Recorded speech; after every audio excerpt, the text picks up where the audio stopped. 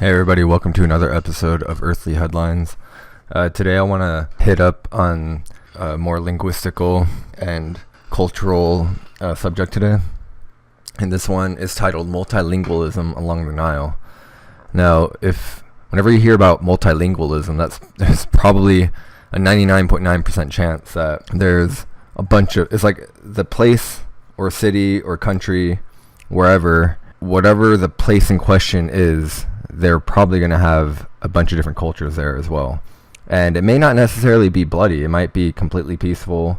They might have like trade and commerce and stuff like that. And there might be a lingua franca that's talked about. There might be a sharing of religious values or gods and how they become interchangeable. And you'll see more of like a fascination with foreign people. And those are all hallmarks of a place that has a multilinguistic culture. So this article is kind of long, but I thought it was a great read. It comes from the Getty Museum, from the publication The Iris. So I guess they're the publication branch of the Getty. I'll have a link in the description as always. One of the taglines of this is, "Ancient Egypt was rich in indigenous and imported languages and their scripts." So they found a bunch of artifacts that attest to this, like stelas, frescoes, pottery, like figurines, obelisks, stuff like that. And it kind of proves that civilization of ancient Egypt was much more dynamic and open to innovation than we normally give it credit for. And so is its linguistic complexity. Yeah, so what often gets overlooked is a lot of people have this preconceived notion about ancient Egypt, especially ancient Egypt and pre-dynastic Egypt, that it was just hieroglyphs and they were kind of a static culture that just happened to be in power at the time, and then eventually they changed. And they don't really fill in the gaps in between. And one of the keys to filling in those gaps are the linguistic complexities that exist and the multicultural complexities that exist within the culture. So you'll see what I'm talking about in a second. So first off, ancient Egypt has a long history of written language, and out of all the world languages, even ancient Europe. And it was first recorded around 3200 BC. It's probably way older than that. We just haven't found it yet. And it gradually disappeared into the Middle Ages under the pressure of Arabic, right? So after the Caliphate took over, they basically supplanted Egyptian as language Arabic did. This article makes a good point. When you think about Shakespeare, the English used in Shakespeare's time, and then you compare it to today, well, that's just Shakespeare's 300 years, 400 years, 450. So it's almost indistinguishable. I mean, they have Shakespeare books where one side is the actual language Shakespeare used and the other side is modern English. So they need translations just for the same language, essentially. So ancient Egypt's way more complex than this because it's had 4,000 years to really evolve. So just a quick timeline. Scholars divide the ancient Egyptian language into 5 phases. So Old Egyptian's the earliest phase. It's third millennium BC and older. Middle Egyptian is the first half of the second millennium BC and all the way to the second half of the second millennium BC.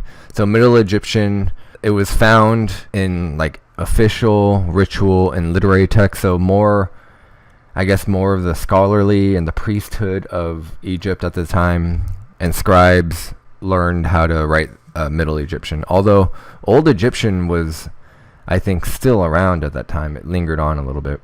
And then Late Egyptian takes over from Middle Egyptian, which is about second half of the second millennium to the first half of the first millennium, so about 1,000 years it was in use. And then Demotic comes in, which is from 7th century BC to 5th century AD, and Demotic is what you'll see Greek lettering and alphabet mixed in there, transliterations from Greek, and then Coptic from 2nd century AD to 10th century AD, and after 10th century AD was Arabic. Coptic is still used as the liturgical language of the Egyptian Coptic Church, so it's really, I wouldn't say it's a dead language, but it's not in everyday normal use. It's, again, the priesthood, some esoteric group uses it for ritualistic purposes. Ancient Egyptian could also be written in a variety of different scripts. So yeah, hieroglyphs is the most common, or not common, but the commonly known and most stereotypical of old and middle Egypt, like early Egypt texts, hieroglyphs. Hieratic is more of a cursive script. I'll show you guys pictures of this. Demotic was even more cursive. Coptic was the Greek alphabet. And there are a few letters that sound specific to Egyptian. So you can kind of see they went from hieroglyphs, like more of this iconography, to a more basically Western script, like the Greek alphabet, basically. It makes for a rather complex linguistic landscape, especially in the later history when all these other cultures started coming in, especially Hellenistic Egypt, when Alexander came in. And it's really, if you're a scholar, like thousands of years later, trying to study this, it's really hard and complicated, and it takes time to really go through and sort everything out and see what was what, because again, this is 4,000 years of continuous language evolution, meaning no one came into Egypt. Although there are people who came and conquered Egypt, the Egyptian identity was largely intact probably until after Alexander. Well, Hellenistic Egypt kind of is a huge difference, but my point is that it's 4,000 years of uninterrupted evolution, meaning no group came in and torched everything to the ground and completely laid waste to the old culture. It was more like the people who came to Egypt, although they occupied Egypt, their identity became Egyptian in a sense. Like a good example of this would be like Mark Antony and Cleopatra. They're Roman, but when they came to Egypt, they kind of adopted that Egyptian mindset in a sense. Nor was Egypt unaccustomed to foreign languages. The outcome of language contact between Egypt and peoples from the Aegean and Roman world. So this is hieroglyphics right here. This is from the Temple of Seti, Abydos, which Abydos is a really interesting place. I would love to visit. It seems like there's a lot going on there. And Abydos is also famous for the ancient alien stuff. They think there's a lot of anomalies in Abydos that I guess speaks to their theory, the ancient astronaut theory. I don't really subscribe to that, but I'm just kind of giving you guys a reference.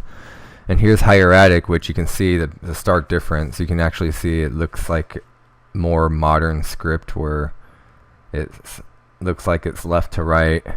It's probably not left to right though, but it looks like it could be. It's not really iconography like hieroglyphics are. And this is the London Medical Papyrus, which we'll talk about in a second. And then this is Demotic, which again has more of a script. It's actually a detailed script. And this is from the tomb of Renini in El-Kab. And then this is Coptic. This was the most recent before Arabic became the #1 language in Egypt. I guess this is like graffiti. So it actually looks really close to a Western script because it's Greek, right? The intellectual and linguistic exchange. So let's talk about the London Medical Papyrus for a second. So it dates to about 1400 to 1300 BC. It contains a collection of remedies and medical recipes and magical spells, and it includes treatment of certain conditions like skin diseases, eye ailments, bleeding, burning treatment, stuff like that. And it's written in hieratic and composed in Middle Egyptian language, but a number of healing spells in the section concerned with dermatology specifically are not in Egyptian. It's actually in a foreign language, which is transliterated into hieratic. So one of the languages for this section, one of the foreign languages, is actually in Egyptian. The Egyptian transliteration is Keft, but the ancient Egyptian name for the island is Crete. So the Minoans from Crete, basically. Before we move on, that seems like the people from Crete, the Minoans, had some sort of significant knowledge regarding dermatology and skincare, which is that's pretty fascinating. And we can just make that connection based on the language it was written. Otherwise, why would it be written in that language? Here's a better picture of the medical papyrus. So you can see a lot of stuff is torn up and missing, but it's really cool that there are it's not just one language here. It's more than one, and they're in foreign script. And so that means they must have hired or gotten somebody from there to write it, from Crete to write it. And like I said earlier, cultures all across history were obsessed with faraway lands, secret or esoteric knowledge, like secret societies, stuff like that. And the Egyptians were no different. The foreign language was used as a special linguistic vehicle for magical incantations. So the presence of Cretan, the language of the Minoan civilization, in this papyrus shows that the links between pharaonic Egypt and the Aegean area in pre-Hellenic times. So pre-Hellenic means basically before Alexander the Great's conquest. They went much further than trade or the visual arts would suggest. So they weren't simply just trading. They were very much involved in each other's cultures in some way, shape, or form. And this is evidenced in the Minoan style frescoes of Avaris in the Egyptian Delta.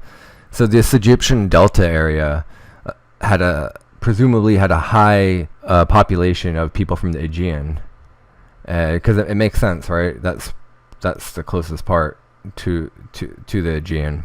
So it would make sense that there would be immigrants or just people, travelers going in and out of there that weren't Egyptian. Going forward 800 years, Egypt's late period and its 26th dynasty, so 664, 525 BC, so about 200 years before Hellenistic Egypt.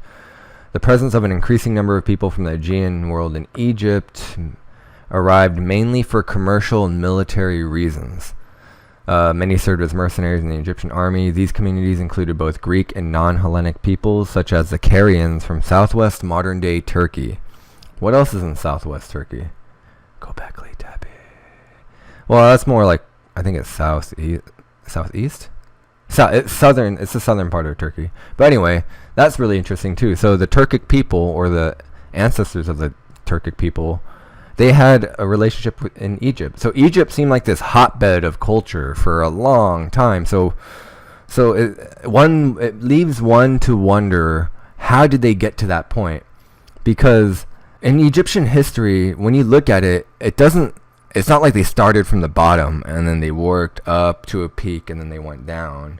It was more like they started, we get evidence, the earliest evidence depicts Egypt as at the height of their power, and then it kind of tapers off through history. So what happened before then?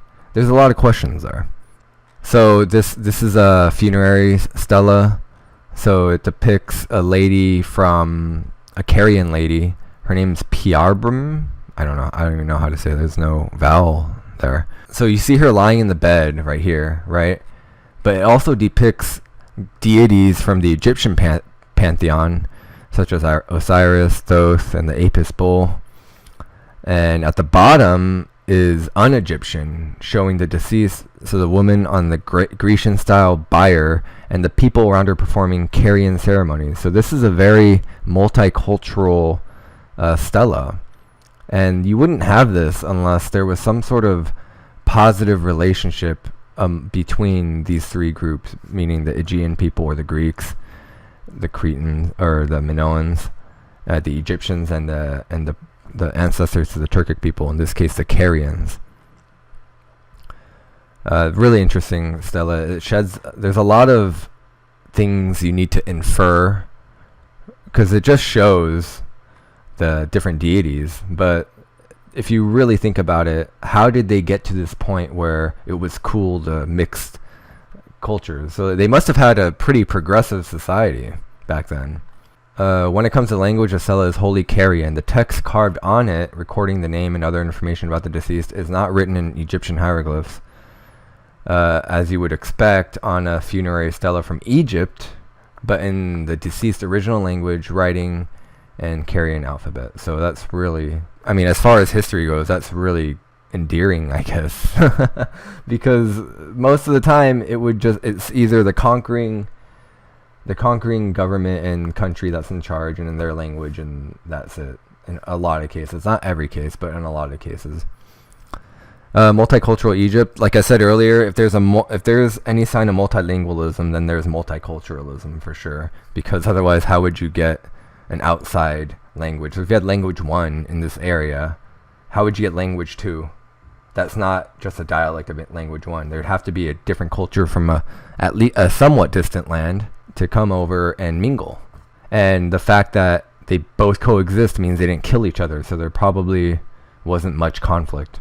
And they must have been like-minded in some way. Anyway, so Alexander the Great conquers 332 BC, and then there's a Ptolemaic period after he dies suddenly. It gets hit, all of his land gets split up. The Egypt goes to Ptolemy. From there, the Romans conquer in 30 BC. And then Egypt became really multicultural and really multilingual at all levels of society in all corners in the country. Part of the reason why is because when Alexander took over Egypt, he created Alexandria, the Alexandrian lighthouse, all that stuff. He founded that city, and that was probably the most multicultural city up until that point. As the new line of rulers took over the throne, since the Ptolemies were the first one to take over, that's how Greek became Egypt's official language. That's how Greek figured into the equation, the linguistical equation, and that's probably why Coptic script is written in Greek letters. But they coexisted alongside Egypt's old indigenous languages and scripts.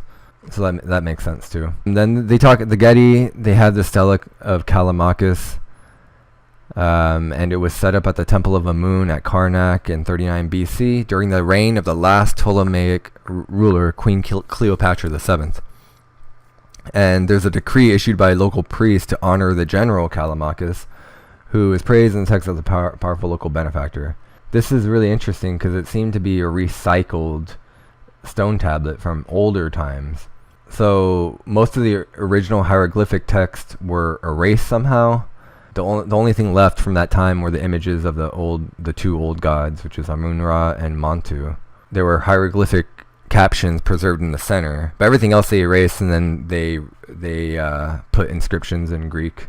Yeah, they added 2 new images to the sides, one of the ruler Cleopatra and her heir Caesarion, which is her son with Julius Caesar.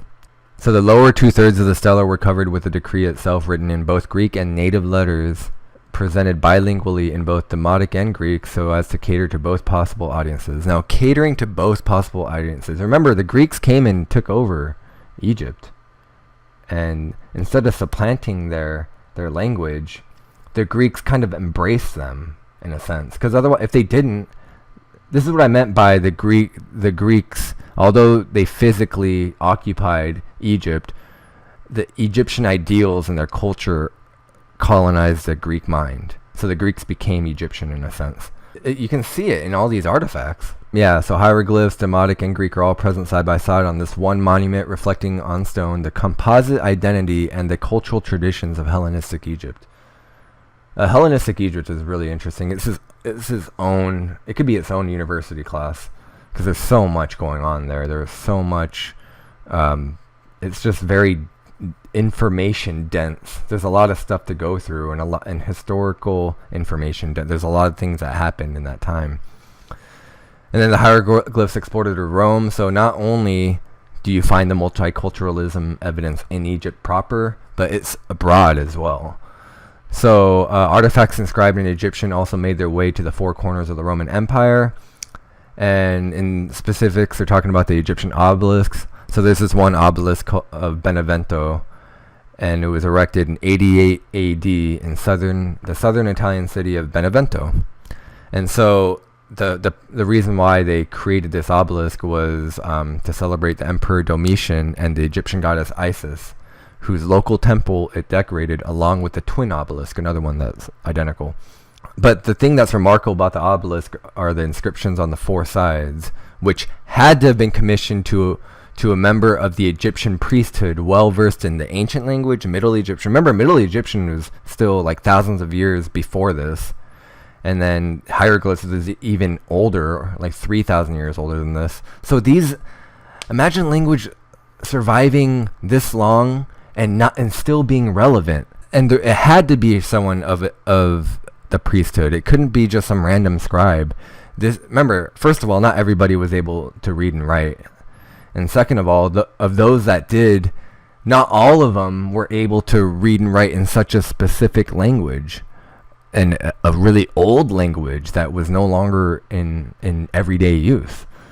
So this obelisk is a lot more important than you would expect. The royal cartouches, which traditionally surround the pharaoh's name, bears the name of Domitian transliterated into hieroglyphs. So it's kind of like take a Korean name, for example, like Kim, right? Kim in Korean is not Kim in English, even though it sounds the same phonetically. In English, it's Kim, but the transliteration it's basically the transliteration of the Korean Kim. That's what that means. So in this case, when you would have an obelisk for a pharaoh, instead of where the pharaoh's name would be, it's the name of Domitian. In that city of Benevento, the goddess Isis is celebrated in the hieroglyphic text as Isis the Great, Lady of Benevento. So Benevento is in Italy, but Isis is an Egyptian goddess. But yet they still identify that the people of Benevento identify Isis as the city, that's really huge, considering in those times religious tolerance was not very high. Another example would be New York, right? The city of New York. There's a transliteration of the word New York into the Latin language, and scholarly publications or Roman Catholic Church texts specifically, and they call New York Novum Eboricum. So that's very similar to what's going on in Benevento. So what do you guys think? Do you guys like linguistics? I think linguistics is super interesting, and I think it's the key to unlocking a lot of a lot of mysteries. And I think it's a way of looking in between the lines of evidence that have come out, using linguistics as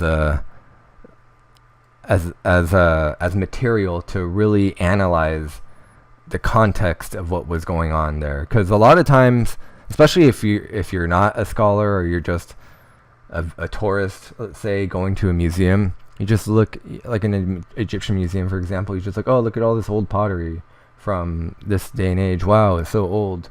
And they think nothing of it. But there's a reason. Like, you have to think, when you think of a pot is a good example. The pot was there 500 BC, let's say. Now, what did it take to form that pot? Well, probably language was probably going on for sure. Agriculture was probably going on for sure. When you have those two things, what do you need for those two things to happen? Probably some sort of stability. You need a city. So there's some sort of civilizing force there that's not... that although there's no real evidence, there's no hard evidence except this pottery. And if the pottery is there, then by default, this civilization probably existed. And in this case, it's Egypt. So what do you guys think? I think it's really important. Do you think it's important? Is this newsworthy to you? Let me know in the comments. And I'll see you guys next week.